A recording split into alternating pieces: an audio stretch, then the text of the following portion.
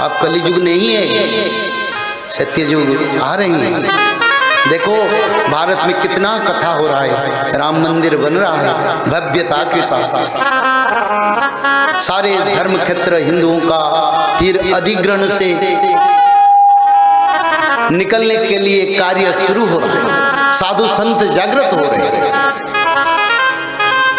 और जगन्नाथ मंदिर से सनातन क्षेत्र से संकेत आ रहा है। भक्तों अब समय नहीं है, अब तुम उद्धरने की समय, और इसी समय तुम समय मत नष्ट करो। इस समय भगवान की शरण में जाओ और जब भी कभी समय मिलता है नाम भजन। तो माता बिरजा देवी को प्रभु ब्रह्मदेव ने स्थापन कर दिया। बिरजा देवी को स्थापन करने के बाद धरती सुंदर बन गई, सूर्य पूर्व दिग में उदय होने लगे, चंद्रमा रात को अपना आभा से सारा संसार आलोकित कर दिया। तब जगन्नाथ महाप्रभु, जो जगन्नाथ क्षेत्र का उत्पत्ति वही समय से हुआ। वो कौन सा युग है? सत्य, त्रेता, द्वापर, कली। सत्य युग में नहीं, द्वापर युग में नहीं, कई लाखों सत्य युग जा चुका है। उससे पहले जब धरती का सृष्टि हुआ तब से जगन्नाथ का क्षेत्र, तब ना अयोध्या था, ना वृंदावन था, ना बद्री धाम था, ना कोई धाम था। पहले जगन्नाथ था, मर्त्य वैकुंठ उसको कहते हैं।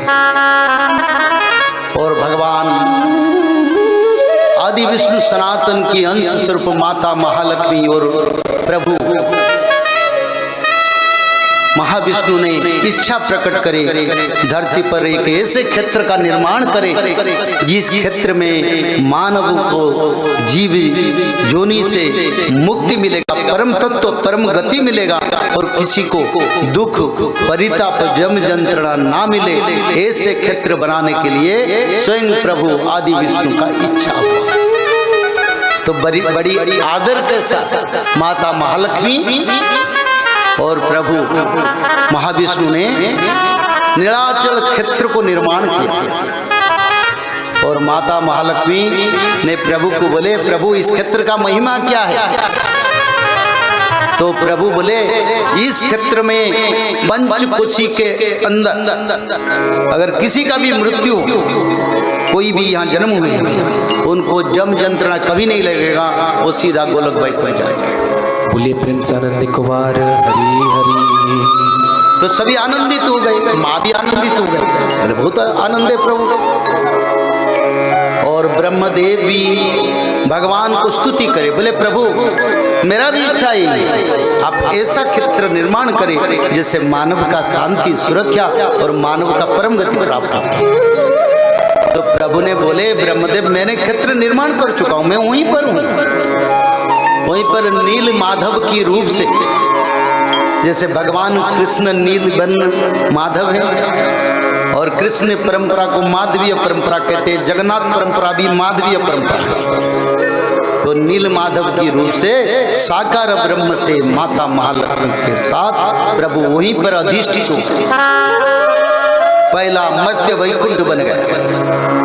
सभी देवताओं ने रोज आके प्रभु के पूजा करे, प्रभु की स्तुति करे। ब्रह्मदेव शंकर भगवान ने आए और प्रभु की स्तुति पूजा सब करे आनंद से, और क्षेत्र से प्रभु रह के सारा संसार का कल्याण किया, सारा ब्रह्मांड आनंद।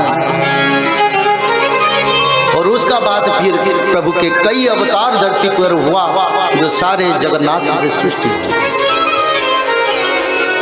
तब जम देवता ने देखे प्रभु ने ऐसे क्षेत्र का निर्माण कर दिया जहां जन्म मृत्यु बंधन नहीं है, तो वो दुखी हो गए। बोले ऐसा कैसा होगा, मेरे को तो प्रभु ने देवता बनाए, मैं क्या करूंगा?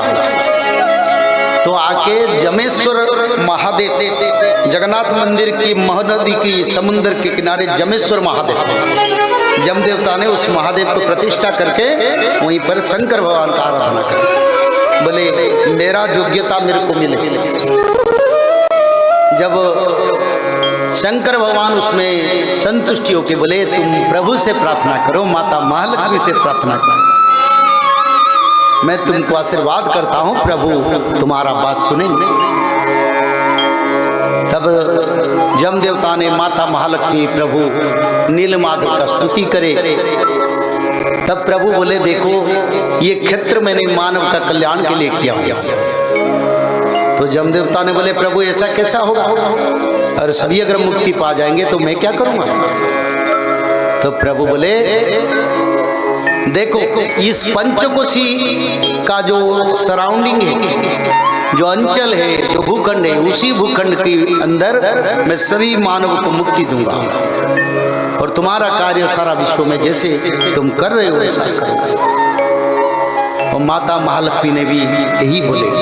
उसका बाद से जगन्नाथ महाप्रभु नीलमाधव से कलियुग से दारू ब्रह्मों के पूजा होते हैं, फिर सत्य युग में नीलमाधव बनेंगे, क्योंकि जगन्नाथ जगत का नाथ है।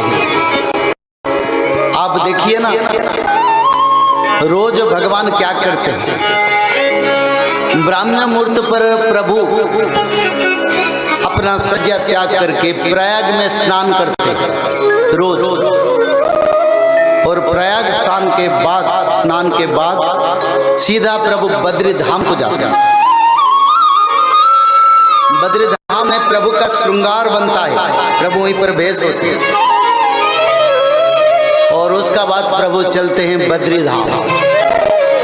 बद्री धाम में प्रभु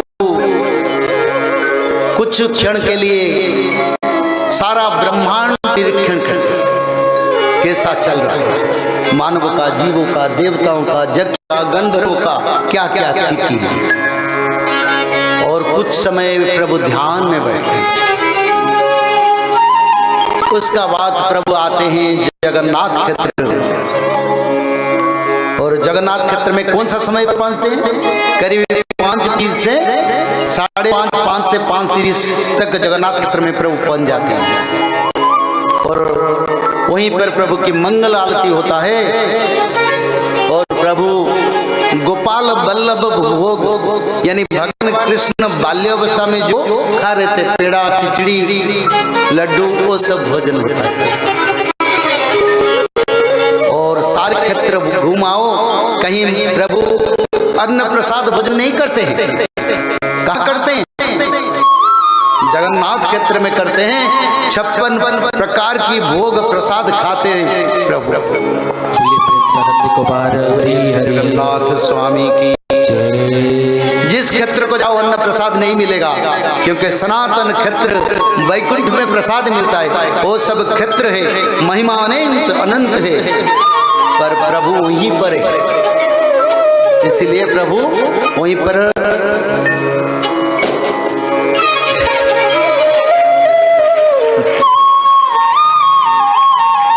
यानी जगन्नाथ क्षेत्र में प्रभु है, इसका प्रमाण भी मिला। तो जगन्नाथ जी वहीं पर रह के 56 प्रकार का प्रसाद खाते हैं। पहले प्रातः धूप, मध्याह्न धूप, रात्र धूप, 3 बार अन्न खाते और कई बार प्रसाद खाते। जब जगन्नाथ मंदिर का निर्माण हो गया, तब इंद्रद्युम्न को प्रभु बोले, इंद्रद्युम्न तुम क्या चाहते हो?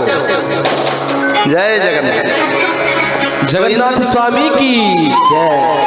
तो इंद्रद्युम्न ने बोले, प्रभु मेरे को कुछ नहीं चाहिए, मेरा परिवार को निर्वंश कर दो, मेरे परिवार में कोई नहीं रहा, सबको मार दो, मेरे परिवार में कोई नहीं रहा, ताकि बाद में बोले हमारी पूर्वजों ने ये मंदिर को निर्माण किया।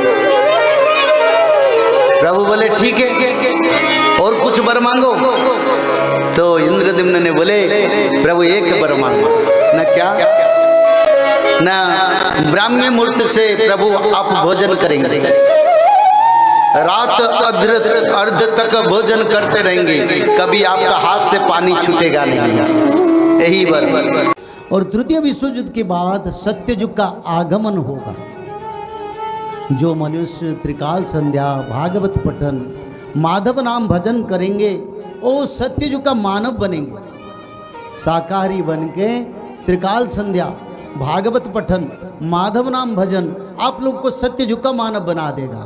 जय श्री माधव, जल प्रलय, महामारी और भूकंप, अग्नि प्रलय, वर्ल्ड वार 3 और महाविनाश, ये तो एक दिन होना ही है। लेकिन इस सब से आप बच कैसे सकते हैं? सबसे पहले नॉनवेज खाना छोड़ दीजिए, अंडा भी नहीं खाना है, और किसी भी तरह का नशा मत करिए, और गलत काम मत कीजिए, और सत्य, प्रेम, दया, क्षमा और शांति का आचरण कीजिए। और 3 चीज कीजिए, उसमें से सबसे पहला है त्रिकाल संध्या यानी त्रिसंध्या। उसको दिन में 3 बार करते हैं। जैसे सुबह में करते हैं ब्रह्म मुहूर्त में, सुबह 4 बजे से लेकर के 6 बजे के बीच में आप कभी भी कर सकते हैं। लेकिन आपको समय नहीं मिला तो समय आप आगे पीछे कर सकते हैं, आधा घंटा 1 घंटा पीछे कर सकते हैं। दोपहर में 11:30 बजे से लेकर के दिन का 1 बजे तक कर सकते हैं, उसके बीच में शाम को 5 बजे से लेकर के 6:30 बजे तक कर सकते हैं। दिन भर में 1 बार नहा के त्रिकाल संध्या जरूर करें। बाकी समय आप हाथ पैर मुंह धोकर भी कर सकते हैं, और 3 बार आप श्री गंगे बोल करके स्टार्ट कर सकते हैं। जो दूसरा उपाय है वो है श्रीमद् भागवत महापुराण पठन। दिन में 1 अध्याय जरूर पढ़ें, दिन भर में 1 अध्याय जरूर पढ़ें। वो भी ना हो सके तो 1 पन्ना तो जरूर पढ़ें। अगर उतना भी समय नहीं है तो 1 श्लोक जरूर पढ़ें। तीसरा उपाय माधव नाम का जप करें, निरंतर करें, कोई भी काम करते हुए करें, हमेशा माधव नाम का जप करें। त्रिसंध्या का पीडीएफ, श्रीमद् भागवत महापुराण का पीडीएफ और भविष्य मल्लिका का फ्री ई बुक भविष्य मल्लिका पुराण, ये सब आपको डिस्क्रिप्शन बॉक्स में मिल जाएगा। भविष्य मल्लिका के बारे में अधिक जानकारी के लिए आप भविष्य मल्लिका के वेबसाइट पर संपर्क कर सकते हैं भविष्यमल्लिका.com। और अधिक जानकारी के लिए भी कल्कि अवतार ऑफिशियल चैनल को देख सकते हैं, जहां पर मल्लिका के बारे में खुलकर बातें रखी गई हैं, जहां पर आप लगभग 1000 जितना वीडियो आपको देखने को मिल जाएगा। और भी आपको अधिक जानकारी जानना है त्रिसंध्या के बारे में और कोई आपको सवाल है तो नीचे दिए गए नंबरों पर आप संपर्क कर सकते हैं।